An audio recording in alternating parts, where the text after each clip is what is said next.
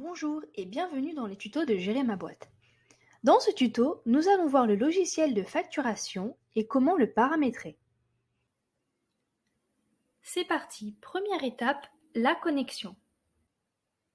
Tapez dans la barre de recherche www.gerermaboîte.com. Vous arrivez sur notre page d'accueil. Cliquez alors sur le bouton Connexion en haut à droite de votre écran. Deuxième étape, la présentation du logiciel de facturation. La plateforme Gérer ma boîte permet de réaliser les pièces commerciales, devis, factures, avoirs, avec les mentions réglementaires, mais aussi d'intégrer des factures ou avoirs réalisés avec un autre logiciel. Troisième étape, les différents réglages.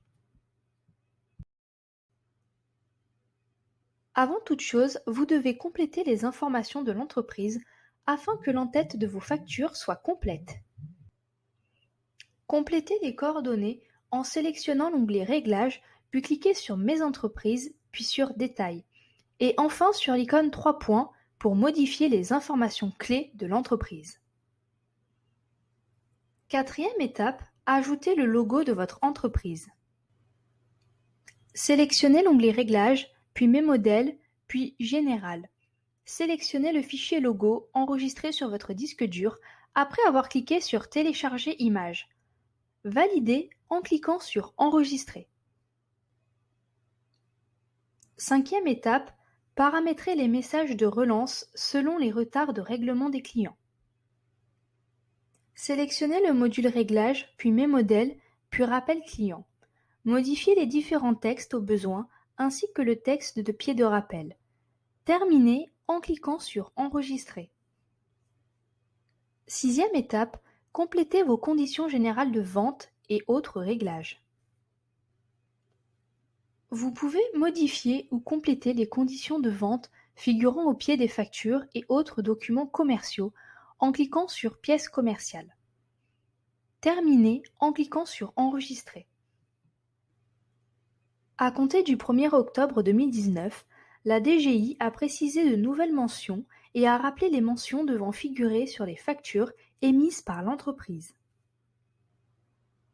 Septième étape, paramétrer vos familles d'activités.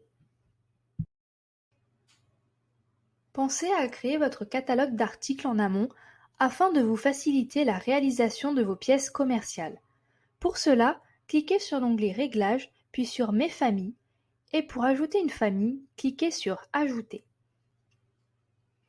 Complétez les informations de votre famille et terminez en cliquant sur Créer famille de vente.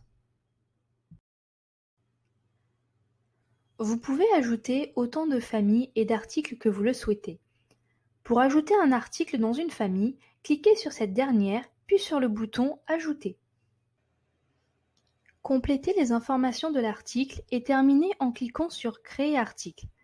Une fois votre catalogue d'activités et de références de facturation créé, vous pouvez les sélectionner lors de la réalisation de vos pièces commerciales.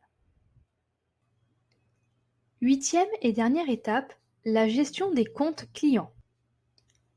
Les comptes clients auxquels vous allez faire des pièces commerciales peuvent être créés dans le module Contact ou au moment de réaliser la première pièce commerciale du client.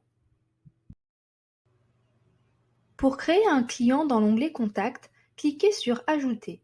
Choisissez entre individu et société et complétez les informations. Terminez en cliquant sur Créer contact. Ensuite, attribuez le rôle client à ce nouveau contact en cliquant sur Ajouter rôle.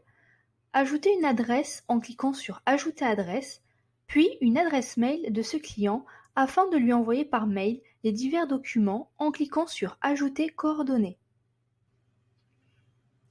Cliquez sur Mode de paiement à partir de la fiche du client pour modifier le mode de règlement par défaut.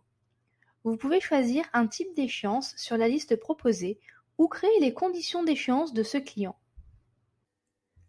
Ce tuto est à présent terminé. Je vous remercie pour votre attention et je vous dis à bientôt dans les tutos de Gérer ma boîte.